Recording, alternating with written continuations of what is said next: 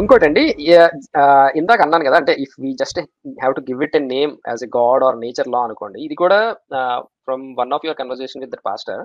ఇప్పుడు అసలు why do we born with some indifferences? అంటే ఇప్పుడు కాస్ట్ అనుకోండి, రిలీజన్ అనుకోండి, రేస్ అనుకోండి, whatever we name it, but there are definitely some visible indifferences or inequalities by birth కదా. అంటే అంటే నేనేం I'm not trying indifferences to I think your word is, ఎందుకంటే మనుషులు వేరువేరుగా ఎందుకున్నారు. వేరు వేరు అంటే అదొకటే కాదు. అంటే మీరు ఎగ్జాక్ట్ గా అడిగిన క్వశ్చన్ నాకు గుర్తుంది. చిన్న పిల్లలు కొంతమంది పుట్టి ఒక maybe 2 years, 3 years, even with in హాస్పిటల్‌లో కూడా చచ్చిపోతుంటారు. అండ్ ఇప్పుడు మీరు అన్నారు, అప్పుడు ఎగ్జాంపుల్ కూడా నాకు ఎగ్జాక్ట్‌గా గుర్తుంది. ఇద్దరు same persons, same healthy persons had some same healthy spouses. Everything was good and both were rich. But one kid was living happily and the other kid died. Why is it happening? అంటే అతనికి answer లేదండి. But ultimately I didn't get an answer for that also. అదొకటే కాదు. అంటే if we just broaden that question, easy అండి, easy అండి. ఇప్పుడు ఒకడు దాని answer easy. I just give it out. Simple. Nature is indifferent అండి. అదే మీకు మంచిగా అనిపిస్తుందా, మనకి మంచిగా అనిపిస్తుందా, నేచర్కి అనవసరం కదండి అది. Why am I calling it nature when it is humans? Okay, మనం కూడా నేచర్ లో భాగమే కదండి. Just that we're able to think, but our bodies are made up of the same exact stuff as everything else, right? Carbon, oxygen, hydrogen and a few other elements, nitrogen, right? It's the same exact stuff. Universe is indifferent to what we do and what happens to us అండి. So కాబట్టి దానికి answer ఏంటి? అతను దేవుడు అని చెప్పాడు కాబట్టి I ask that question. The answer to that is nature is indifferent. ఇప్పుడు అంబానీ కొడుకున్నాడండి, ఇప్పుడు పెళ్లి జరుగుతున్నట్టుంది. He's extremely obese, right? Morbidly obese. వినొచ్చింది. మరి అన్ని కోట్లు పెట్టుకుని అతను ఏం చేయగలుగుతున్నాడు? He could not solve his son's problem, right? మరి ఎందుకు అలాగా? మరి ఏ దేవుడైతే అతనికి అన్ని కోట్లు సంపాదించుకునే కెపాసిటీని ఇచ్చాడో, మరి అలాంటి కొడుకుని ఎందుకు ఇచ్చాడు? Why couldn't he solve his problem? అంటే నేను ఎందుకు అడుగుతున్నానంటే, ఎస్పెషల్లీ మీలాంటి వాళ్ళు, అంటే మనలాంటి వాళ్ళు ఆలోచించే వాళ్ళు, we don't have a convincing answer for this. అంటే still it is somewhat nature లా అని ఒక్క మాట చెప్పేసి వదిలేస్తే, మేబీ అంటే కొంత ఫిజిక్స్ చదివో లేదంటే కొంత రీసెర్చ్ చేసో we can understand. But the answer which they give, right? I mean నువ్వు పూర్వజన్మలో పాపం చేసావు కాబట్టి నీకు ఇలాంటి లైఫ్ వచ్చింది, లేదంటే what ever cause and effect, దానికి మళ్ళీ కొంత సైన్స్ యాడ్ చేసి, సో ఆ justification was more convincing for them. So ఇలాంటి ఎందుకంటే అది కూడా చెప్తాను ఎందుకు అది కన్విన్సింగ్ అనిపిస్తుంది అనేది. ఎందుకంటే ఫస్ట్ థింగ్, ఇప్పుడు మీ ప్రాబ్లం కాదు, ఇంతకు ముందు నువ్వు చేసింది అని. It's type of strange kind of victim blaming. అదే పర్సన్ ని నీదే తప్పు అంటే తంతాడు. సో కాబట్టి పూర్వజన్మలో నువ్వు చేసిన తప్పు అంటే, పూర్వజన్మలో నేను ఏదో చేస్తుంటాను, నాకు తెలియదు కదా అనుకోండి. బట్ పాయింట్ ఎందుకు అది కన్విన్సింగ్ అనిపిస్తుంది అంటే, they don't ask the next question. Okay, next question ఏంటి అంటే, పూర్వజన్మలో నేను ఎందుకు అలా చేశాను? ఇప్పుడు నాది నెక్స్ట్ జన్మకి, ఇప్పుడు నాది పూర్వజన్మ కదా, నెక్స్ట్ జన్మకి ఇది నా పూర్వజన్మ. సో ఇప్పుడు నేను ఏ పని చేస్తే నెక్స్ట్ జన్మలో నాకు బాధ కలగకుండా ఉంటది అని అడిగితే వాళ్ళు ఒక పెద్ద లిస్ట్ ఇస్తారు. ఇదే ధర్మం, అబద్ధం చెప్పకూడదు, అది చేయకూడదు, అది చేయకూడదు. మరి లాస్ట్ జన్మలో నేను చేసిన మిస్టేక్ అదేనంటావా? అంటే ఏం చేశాను, పోనీ ఏం చేశాను ఎగ్జాక్ట్ గా చెప్తే అది చేయకుండా ఉంటాను కదా. ఎందుకంటే వాళ్ళ గ్రంథాల్లో, అంటే ఎస్పెషల్లీ మీరు హిందూ అన్నారు కాబట్టి, in Hindu scriptures there are strange things అనమాట. పాలలో ఒక వెంట్రుక పొరపాటున తెలియకుండానే తాగేస్తే నెక్స్ట్ జన్మలో మ్లేచ్చుడుగా పుడతారంట. ఓకే, ఇదే రీజనింగ్ అని వాడుకుని అక్బర్ని ముకుంద బ్రాహ్మణుని చేశారండి. అక్బర్ ఎగ్జాక్ట్లీ. సో ఆ క్వశ్చన్ అతను ఏంటంటే, నువ్వు వాడు మ్లేచ్చుడు, వాడిని మన బ్రాహ్మణుల్లోకి ఎలా కలుపుకోవాలి, లేదా మన మతంలోకి, మన ధర్మంలోకి ఎలా కలుపుకోవాలి అంటే వాళ్ళకి అర్థం కాలేదు. సో కాబట్టి ఇంతకు ముందు జన్మలో నువ్వు బ్రాహ్మణుడివి, ముకుంద బ్రాహ్మణుడివి, పొరపాటున నీకు తెలియకుండా రోమపానం చేసావు, అదే పాలలో వెంట్రుక పడింది, నీకు తెలియకుండా తాగేసావు, అది ఎంత పెద్ద పాపం అంటే వచ్చే జన్మలో నువ్వు మ్లేచ్చుడిగా పుట్టావు, సో కాబట్టి నువ్వు మావాడివే అనే స్టేజ్ దాకా తీసుకో. This is not an explanation కదండి. To be frank, this is not an explanation, this is just an excuse. And ఈ పూర్వజన్మ ఇవన్నీ పెట్టింది, this is an excuse, this is not a clear answer. Okay, పూర్వ జన్మలో నేను చేసిన దానికి ఆ జన్మలోనే శిక్ష వదిలించాలి, కానీ నేనేం చేశానో కూడా నాకు తెలియకుండా ఈ జన్మలో శిక్ష విధించడం ఏంటి? What kind of perverted person will do that? అదే కదా. రైట్. ఇంకోటి, ఇంతతో ఆగదు.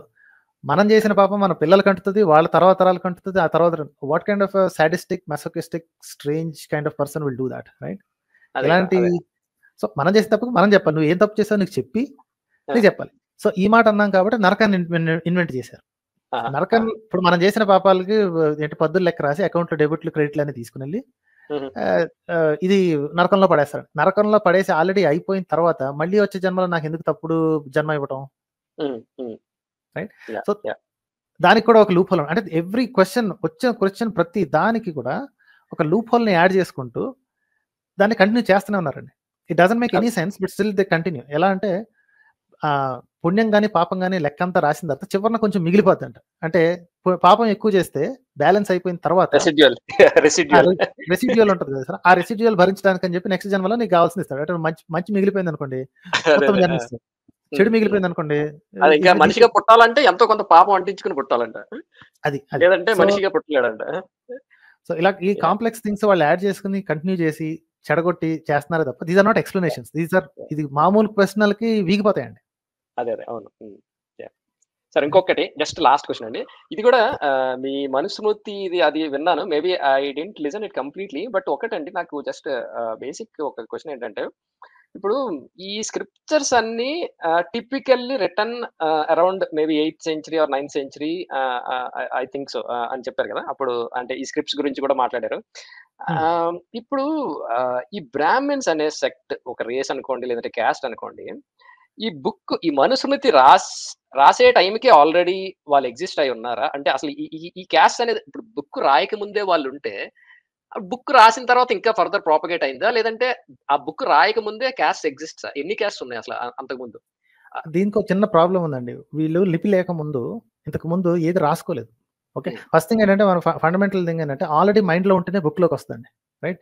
ఈ రోజు ఒక కొత్త బ్రాండ్ న్యూ ఐటమ్ తయారు చేసి ఈ రోజు అందరూ ఇది ఫాలో అవ్వాలంటే ఆయన తంతారు, రైట్? సో ఆల్రెడీ జనాభిప్రాయంలో ఉన్నదాన్నే పెట్టాలి, రైట్? అది ఏ మతమైనా సరే ఏదైనా సరే. అభిప్రాయం సరేనండి. అంటే క్యాస్ట్స్ ఆర్ రేసెస్ అంటూ ఇప్పుడు విజిబుల్ గా ఉన్నాయి, అదేం ఎక్కువ తక్కువ అని కాదు. ఇప్పుడు African can be clearly distinguished from an European or from a Chinese, right? But castes ఇప్పుడు ఫర్ సపోజ్ బ్రాహ్మణ్ ఉన్నాడు, లేదంటే వాట్ ఎవర్, అంటే ఒక నేమ్స్ మనం తీసుకోకలేదు, so many caste are there. అది ఆల్రెడీ ఉన్నాయంటారా, లేదంటే క్రియేట్ కొంత ఒక టైంలో స్టార్ట్ అయ్యి అంటారా? అసలు నాకు అదే అది ఇన్ఫినిట్ లూప్ అది.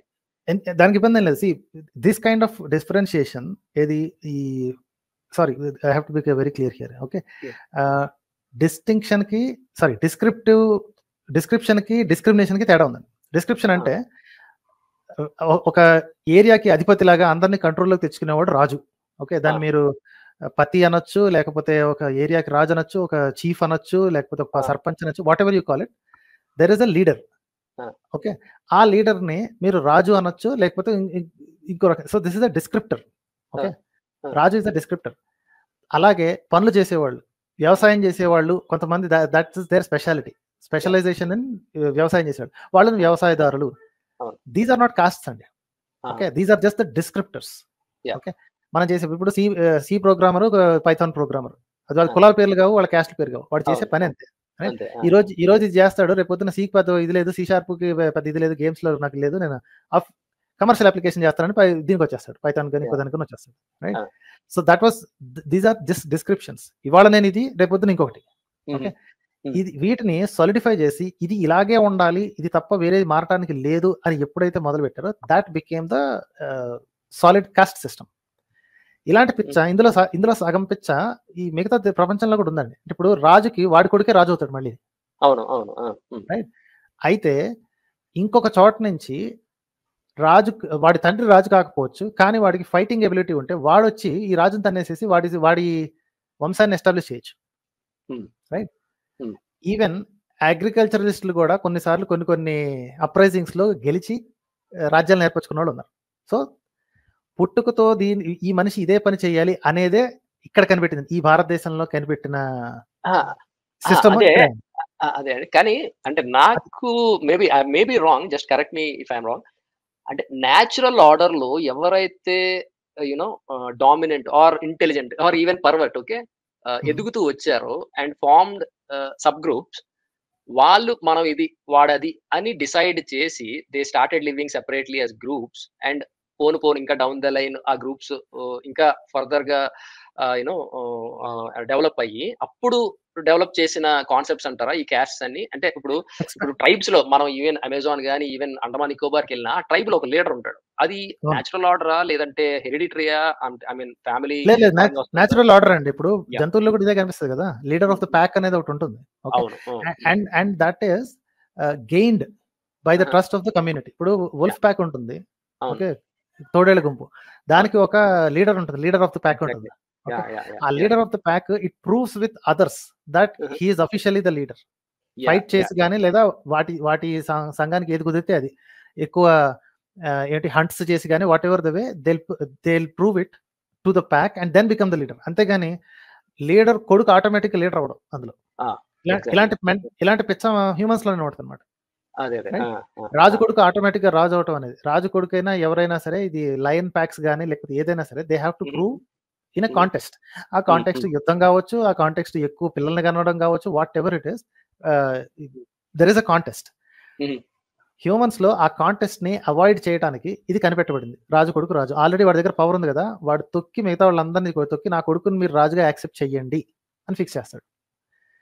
తెలివైనోడు ఏం యాహ్! చేశాడంటే, అంటే తెలివైనోడు మీరు చెప్పారు ఇందాక క్రికెట్ ఇంటెలిజెన్స్ అని, ఆ వాళ్ళు ఏం హ్మ్. చేస్తారంటే వాళ్ళు they become the priestly class. Priestly హుహు. క్లాస్ దేవుడికి అనుబంధంగా ఉన్నామని చెప్పుకుంటూ రాజుని కంట్రోల్ చేస్తుంటారు వాళ్ళు.